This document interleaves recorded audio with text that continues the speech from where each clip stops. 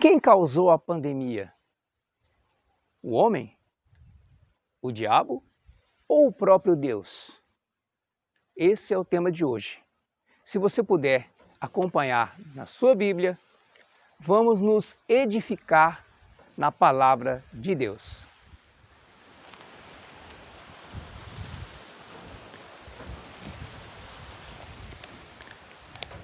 Que a graça e a paz do Senhor Jesus Cristo seja convosco. Oremos. Espírito Santo, nós rogamos a Ti, Senhor, que nos conceda sabedoria e discernimento na Tua palavra. A Tua palavra é verdade. A Tua palavra é o nosso alimento espiritual. Nós temos sede, Senhor, desse aprendizado, para que nos exorte, nos console e nos edifique, Senhor, espiritualmente. Nós já Te agradecemos. Em o nome do Senhor Jesus Cristo. Amém. Amados, muitas são as interrogações, as questões sobre o coronavírus, sobre o Covid-19 que se alastrou tão rapidamente por esse planeta, causando danos, transtornos e também consequências financeiras. Inclusive, nós sentimos isso na pele, você tem sentido na pele as consequências de toda essa pandemia, todo esse problema que ninguém ficou indiferente. Nós temos a resposta nas Santas Escrituras. Quem causou a pandemia? O homem? O diabo? Ou o próprio Deus? O ser humano, ele não assume a sua culpa. Ele quer atribuir a outrem ou o próximo a sua culpa, a causa do dano. Assim como Eva no paraíso, ela não quis assumir a culpa de ter desobedecido a Deus, mas usou a serpente como bode expiatório da sua culpa. E a serpente, por sua vez, se tivesse o jabuti ali, ia culpar o jabuti. Então o ser humano ele tem essa tendência de não ter culpa de nada, não ter a humildade de assumir os seus erros. E isso tem causado danos à humanidade, porque nós somos descendência de Adão. E temos em nosso DNA a pecaminosidade de Adão. Para entendermos melhor a questão da pandemia, nós temos que saber quem é o homem, quem é o diabo e qual o seu ministério e quem é Deus, o Senhor. Para sabermos quem é o homem, nós vamos em Romanos, capítulo 3, Novo Testamento.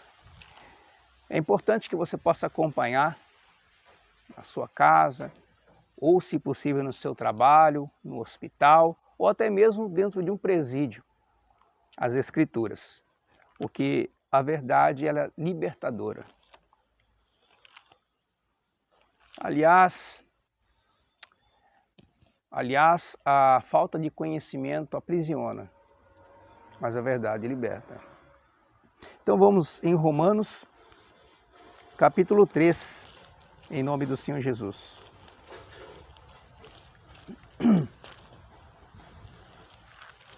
Romanos capítulo 3, verso 9 a 18. Nós vamos entender o que é o homem ou a natureza humana. Que se conclui? Temos nós qualquer vantagem? Não, de forma nenhuma. Pois já temos demonstrado que todos, tanto judeus como gregos, estão debaixo do pecado. Como está escrito, não há justo, nenhum sequer. Não há quem entenda, não há quem busque a Deus. Todos se extraviaram, a uma se fizeram inúteis. Não há quem faça o bem, não há nenhum sequer.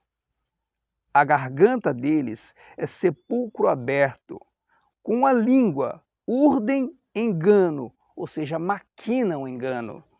Veneno de víbora está nos seus lábios. A boca eles a têm cheia de maldição e de amargura. São os seus pés velozes para derramar sangue. Nos seus caminhos há destruição e miséria. Desconhecem o caminho da paz. Não há temor de Deus diante de seus olhos. Essa é a natureza do homem. Quando nós dizemos aqui na palavra homem, é o gênero humano, não é somente o gênero masculino, é o ser humano em si. Agora nós vamos saber quem é o inimigo, quem é o diabo. Então nós vamos aqui em João, capítulo 10, verso 10. Aqui o Senhor Jesus, ele fala sobre o inimigo. Ele dá um breve resumo do que é e qual o ministério de Satanás. O ladrão vem somente para roubar, matar e destruir. Essa é a função pela qual Satanás ele está entre nós, para roubar, matar e destruir. E ele tem uma larga experiência nesses atributos que são dados a ele. Agora, quem é Deus? Ou quem é o Senhor? Quais são os seus atributos? Nós vamos em Isaías, capítulo 40. Isaías, capítulo 40. Nós vamos conhecer alguns dos atributos do Senhor. Mas nós bem sabemos que santidade é o atributo do Senhor, não é um dos atributos, é o atributo. Porque nós sabemos que Deus, ele é santo, santo, santo, ou seja, ele é de uma santidade inatingível até mesmo pelos anjos, muito menos para nós pecadores. Aqui no livro do profeta Isaías nós temos um pequeno resumo da majestade do Senhor. Isaías capítulo 40, verso 12. Quem, na concha de sua mão, mediu as águas e tomou a medida dos céus a palmos? Quem recolheu na terça parte de um éfa o pó da terra e pesou os montes em romana e os outeiros em balança de precisão? Quem guiou o Espírito do Senhor, ou como seu conselheiro o ensinou? É interessante isso daqui. Quem é que instruiu Deus? Quem foi o professor do Senhor? Com quem tomou ele conselho para que lhe desse compreensão? Quem o instruiu na vereda do juízo e lhe ensinou sabedoria e lhe mostrou o caminho de entendimento? Eis que as nações são consideradas por ele como um pingo que cai de um balde e como um grão de pó na balança. As ilhas são como pó fino que se levanta. Nem todo o Líbano basta para queimar, nem os seus animais para um holocausto. Todas as nações são perante ele como coisa que não é nada. Ele as considera menos do que nada, como um vácuo. Com quem comparareis a Deus? Ou que coisa semelhante confrontareis com ele? O artífice funde a imagem, e o ourives a cobre de ouro, e cadeias de prata forja para ela. O sacerdote idólatra escolhe madeira que não se corrompe e busca um artífice perito para assentar uma imagem esculpida que não oscile. Acaso não sabeis? Porventura não ouvis?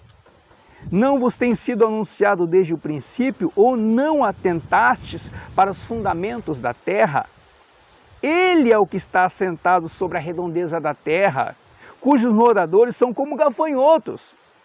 É ele quem estende os céus como cortina e os desenrola como tenda para neles habitar. É ele quem reduz a nada os príncipes e torna em nulidade os juízes da terra.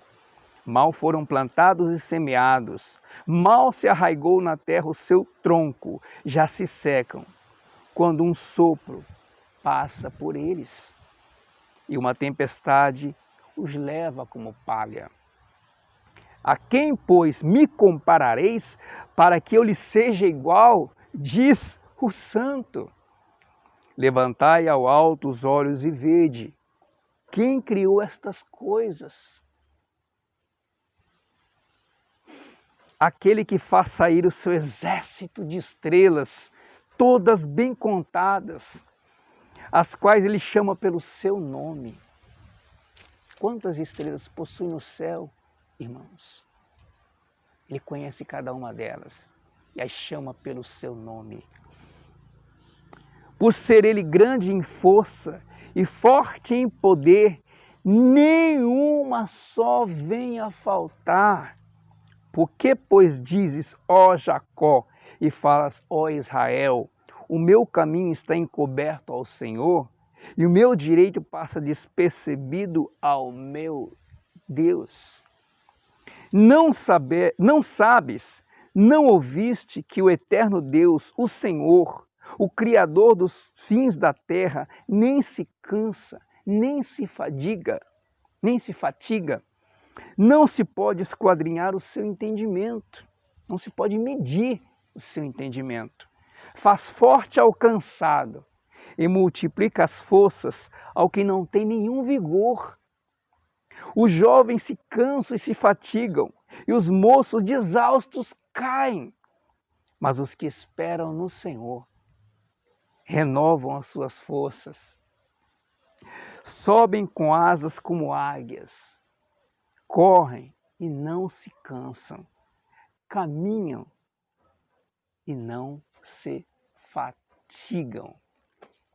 Deus seja louvado. Então, nós percebemos, não só na palavra, mas em tudo quanto existe, a grandeza de Deus. Ele é onisciente, Ele tudo sabe, Ele é onipresente. Ele está simultaneamente em todos os lugares ao mesmo tempo. E Ele é onipotente, Ele tudo pode. Porque por meio da sua palavra, da sua vontade, tudo veio a existir. Eu, você, sua família e até aqueles que se levantam contra a tua vida, contra a tua família, contra os teus caminhos. Todos foram criados por Deus. Salmo 33, verso 12. Feliz a nação cujo Deus é o Senhor. Eu pergunto para os irmãos, as irmãs nesse momento, o que é que se comemora dia 12 de outubro, além do Dia das Crianças? Quem é o Deus dessa nação? Quem tem sido o Deus desta nação? Nós percebemos que toda vez que a terra ela se corrompe de uma maneira viral, vamos colocar assim, mais fácil entender, então Deus ele traz juízo à terra para que a mesma se volte para Ele, para que haja arrependimento. Por quê? O plano de Deus para a humanidade é a salvação. Então, independente de como a salvação ela vai acontecer, Deus ele vai trabalhar para que isso aconteça. Se você procurar em 1 Coríntios 4:21, vai falar claramente sobre isso. Que preferis? Irei a vós outros com vara ou com amor e espírito de mansidão? Ou seja, pela palavra você será convencido? Ou será que pelas consequências do seu pecado? Porque a Bíblia diz em Romanos 6:22, o salário do pecado é a morte, seja ela espiritual ou carnal. E o dom gratuito de Deus é a vida eterna em Cristo Jesus. Nós imaginamos um pai que ele quer encaminhar o filho para que seja bem-sucedido em sua vida, para que seja pai de família, tenha uma família abençoada. Eu creio que esse é o sonho da grande maioria das pessoas, dos viventes, dos mortais. Então, o sonho de Deus é, através do sangue de Cristo vertido na cruz, o reconhecimento da expiação de Cristo, para que através dele nossas vidas, elas venham ser resgatadas das trevas para a sua luz, para que haja salvação de nossas vidas, salvação da nossa família. Deus, ele coloca diante de nós essa oportunidade, ou seja, o convite da graça. Quando a terra estava totalmente depravada na época de Noé, Deus, ele mandou o dilúvio. Quando Sodoma e Gomorra se corromperam tanto a ponto do seu clamor chegar até o trono de Deus, Deus ele mandou fogo do céu para consumir os pecadores, mas livrou o justo Ló e sua família. Quando Nínive se corrompeu a tal ponto de Deus enviar Jonas, então Jonas ele foi e pregou o arrependimento, dizendo que em 40 dias o Senhor ia destruir aquela terra. Mas o povo de Nínive se arrependeu com pano de saco e cinza. O que isso quer dizer? Se humilhou. Se humilhou perante Deus, se arrependeu dos seus pecados. O próprio rei ele promulgou um decreto, um jejum e uma humilhação para aquele povo. De maneira que Deus, do seu trono, ele viu o arrependimento e cessou aquela destruição que viria sobre Nínive. E o próprio Jonas, no capítulo 2, verso 2, ele quis fugir da sua responsabilidade antes de pregar em Nínive. Ele quis fugir e, fugindo daquela incumbência, daquela palavra que Deus tinha colocado para que ele vinha a cumprir, ele tentando fugir da sua responsabilidade, o que aconteceu? Ele foi engolido por um peixe e ficou 3 dias no ventre da baleia. E ele se arrependeu, ele orou ao Senhor, clamou a Deus e Deus fez com que o peixe o despejasse na praia. Então, meus irmãos, para que haja a salvação, para que haja o livramento, é necessário arrependimento. É necessário olhar para Deus e enxergá-lo como Ele é. É necessário nós, como míseros pecadores, enxergarmos a nossa condição. E hoje, infelizmente, dia após dia, o amor de muitos tem se esfriado. O primeiro amor já não existe nas igrejas. As pessoas elas vão na igreja como se fosse quebrar um galho para alguém, se fosse cumprir um favor, sendo que nós vamos para a igreja para adorar ao nosso Deus em espírito e em verdade, para reunir a congregação dos regenerados em Cristo, para prestar culto, para em adoração exaltar o nome do Senhor, para agradecer. Amados, Segunda Crônicas, vamos acompanhar comigo aqui, Segunda Crônicas, capítulo 7, verso 14. Se o meu povo, que se chama pelo meu nome, se humilhar e orar e me buscar e se converter dos seus maus caminhos, então eu ouvirei dos céus, perdoarei os seus pecados e sararei a sua terra. O Senhor, Ele quer salvar. O Senhor, Ele quer transformar o nosso interior, a nossa alma. O Senhor, Ele quer habitar em nós. Mas como que Ele vai habitar numa terra suja? Uma terra podre, porque Ele é santo. Então, o chamado de Deus à santidade, à salvação, por muitas vezes, ele tem que vir acompanhado de uma enfermidade, acompanhado de um problema de ordem financeira, de um problema familiar, porque por muitas vezes o chamado da graça não alcança quando o ser humano ele se acha autossuficiente, quando ele se intitula dono de si mesmo. Eu faço o que eu quero, eu faço aquilo que me vem na cabeça. E por muitas vezes, ou seja, todas as vezes, se decepciona consigo mesmo, porque nossos pensamentos, a nossa inclinação é carnal, é pecaminosa. E aqueles que estão na carne, ou que se inclinam para as coisas da carne, não podem agradar a Deus, porque Deus é Espírito. Então, o que se conclui de tudo o que ouvimos e temos visto? É muito simples. Nada passa despercebido aos olhos do Todo-Poderoso. Nada acontece sem a permissão dele, porque dele e por ele e para ele são todas as coisas. O diabo, o inimigo, Satanás, Lúcifer, é apenas um instrumento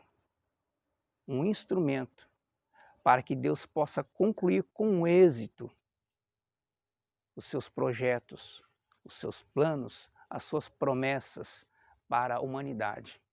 E o homem, o ser humano, ele é falho, ele é pecador, ele é limitado e precisa, carece da glória do Todo-Poderoso.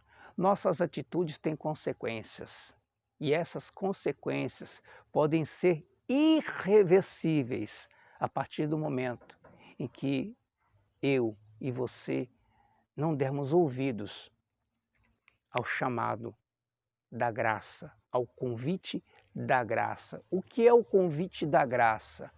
É o chamado de Deus, através da palavra, através de um servo, de uma serva, para a sua vida, para o arrependimento, para ter uma nova vida em Cristo, uma vida de um cidadão dos céus, para um dia estarmos juntos na glória celestial.